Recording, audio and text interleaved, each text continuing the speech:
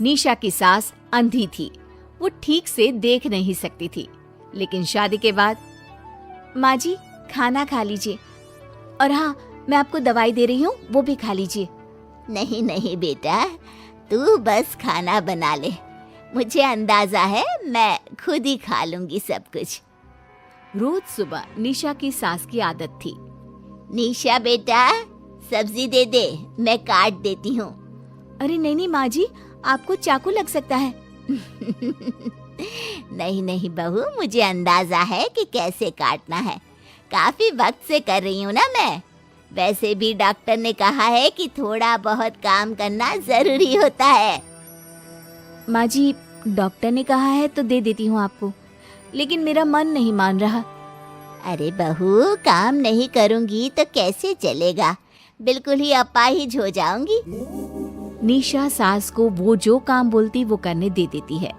एक दिन निशा की सहेली का फोन आता है। सास सुन रही होती है कि वो किसी से बात कर रही है। क्या हो गया रमा, हमेशा परेशान से ही क्यों रहती हो?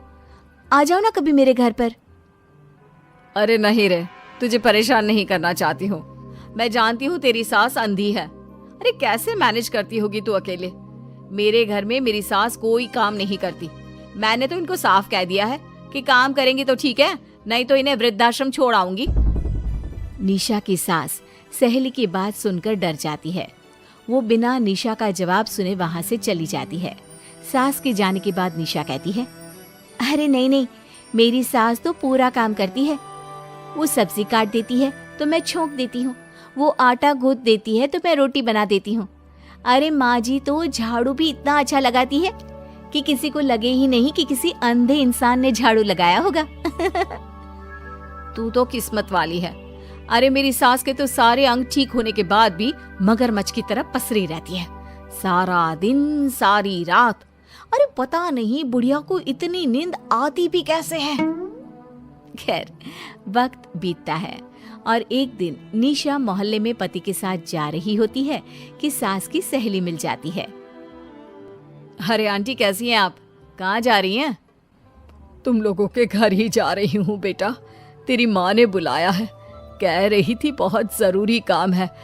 वैसे तुम लोग कहाँ जा रहे हो?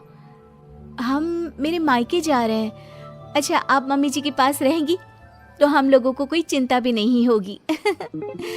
बेटा बहू चले जाते हैं। सहेली निशा के घर में जैसे ही घुसती है, उसकी सास कहती है, आ गई रीना, जब से अंधी हो गई हूँ तू तो आती ही नहीं घर। अरे क्या बताऊं सीमा, तेरा तो मुझे कुछ समझ में ही नहीं आया। अरे जैसे ही बेटी की शादी हुई उधर तू अंधी हो गई, कैसे? मतलब समझ में नहीं आया। सास जोर जोर से हंसती है। अरे पागल हो गई है क्या? किसी अच्छे डॉक्टर को दिखाना, ठीक हो जाएगी। मन नहीं करता क्या दुनिया देखने का? कल को पोता पोती होंगे, उन्हें कौन खिलाएगा? तेरी भी तो बहू आई है, तेरे भी तो बेटे को बच्चा हुआ, कितना खिला लिया तूने। अरे हमारी तो किस्मत ही फूटी थी। लड़की की पहले दिन से ही डिमांड थी कि सास ससुर के साथ नहीं रहना, चाहे जो हो जाए। अब बोल क्या करती मैं? फिर क्या कर लिया तूने? दोनों आंखें होने के बाद भी परेशान ही है ना? हाँ, पर चल कम से कम दुनिया देख तो रही हूँ ना, तेरी तरह अंधी तो नहीं हो गई।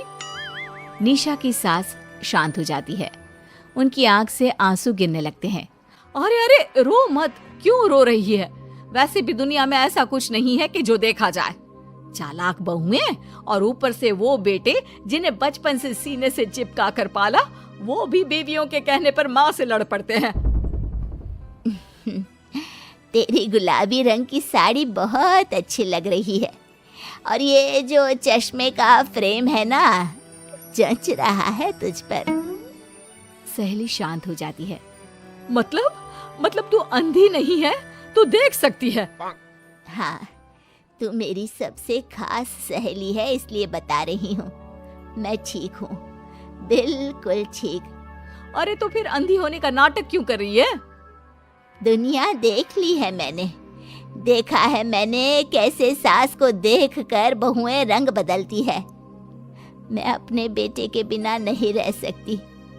पति का साया तो पहले ही उठ गया, बेटे को बहू ले गई तो क्या करूँगी।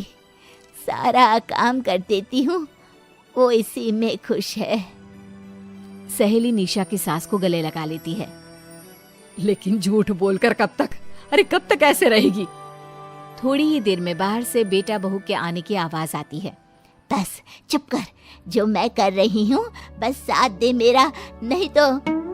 बहू घर पर आती है। सामने 2 कप में चाय, शादी के एल्बम और कुछ खाने पीने का सामान रखा था। माँ जी, कुछ खाया आपने? खाना क्या है बहू, बस चाय पी है। सब्जी दे दे, मैं काट देती हूँ, रात के खाने की तैयारी हो जाएगी। अरे नहीं माँ जी, मैं खाना बना लूंगी, आप आंटी के साथ बैठिए ना। बहू सारा खाना बनाकर सास को आवाज देती है और सभी बैठकर खाना खाते हैं। माँ जी, ये लीजिए, कटहल खा लीजिए, ये कह रहे थे कि आपको बहुत पसंद है। हाँ, ला दे। बहू सास को रोटी का डिब्बा पकड़ाती है, लेकिन सास नहीं पकड़ती। वो कटहल देना बहू। बहू जल्दी से सास को कटहल दे देती है। अगले रोज फिर सास झाड़ू लगा रही होती है कि बहू कहती है, माँ जी, आप ठीक से झाड़ू नहीं लगा रही, पीछे देखिए कितना सारा कचरा फैला हुआ है, लाइए मैं लगा देती हूँ। सास डर जाती है और पीछे देखती है। कहाँ बहू? अरे कहीं तो नहीं है कचरा, देख। नहीं माँ जी, आप देख नहीं सकती ना, इसलिए आपको नहीं दिखा। बहू सास से झाड़ू लेकर सारे घर में झाड़ू लगा देती है। सास अब जो काम करने जाती, बहू उनसे छीन लेती। क्या बात है बहू, आजकल तुम मुझे कोई काम क्यों नहीं करने देती?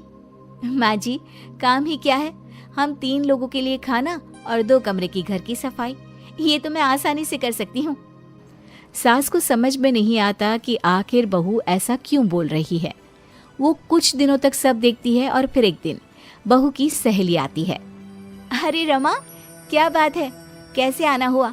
बैठ, मैं चाय लाती हूँ। अरे नहीं निशा, तू सहेली से बात कर, मैं ले आती हूँ चाय। वाह, क्या बात है, तेरी सास को आंख से दिख भी नहीं रहा, लेकिन चाय बनाने को तैयार। और एक मेरी वाली है, हाथ पैर हिलाने के भी पैसे लेती है। वैसे यार आज मैं रिलैक्स हूँ, छोड़ आई मैं उन्हें वृद्धाश्रम। सास डर जाती है और अंदर से चाय बनाकर ले आती है, लेकिन डर के मारे सास के हाथ से चाय की ट्रे गिर जाती है। बहू की सहेली बोल पड़ती है, अरे कुछ काम होता नहीं है तो करती क्यों है बुढ़िया, एहसान दिखाने के लिए? अरे मैं तो कहती हूँ तू भी इस अंधी को वहीं छोड़ा। नहीं निशा बहू, मुझे माफ कर दे, गलती से ट्रे गिर गई, मैं सारा काम करूँगी, बस मुझे मेरे बेटे से अलग ना कर, मैं नहीं रह पाऊंगी उसे देखे बिना। बस माँ, यही सुनना था। आप देख सकती हैं, फिर भी डर के मारे जो नाटक आपने अंधी होने का खेला, मैं उसे खत्म करना चाहती थी। माँ जी, आप घर की बड़ी हैं, मेरे पति की माँ है, मेरे लिए आपकी जगह भगवान से कम नहीं। आप अंधी नहीं भी होंगी तो भी मैं कभी भी आपको खुद से दूर नहीं करूंगी माँ जी, मेरा विश्वास रखिए। फिर निशा सहेली को देखती है। अच्छा होगा रमा कि तू मेरे घर से चली जाए, क्योंकि मेरे घर में ऐसे लोगों के लिए कोई जगह नहीं है जो बड़ों की इज्जत नहीं करते। सास चैन की सांस लेती है। जीती रहे बहू, जीती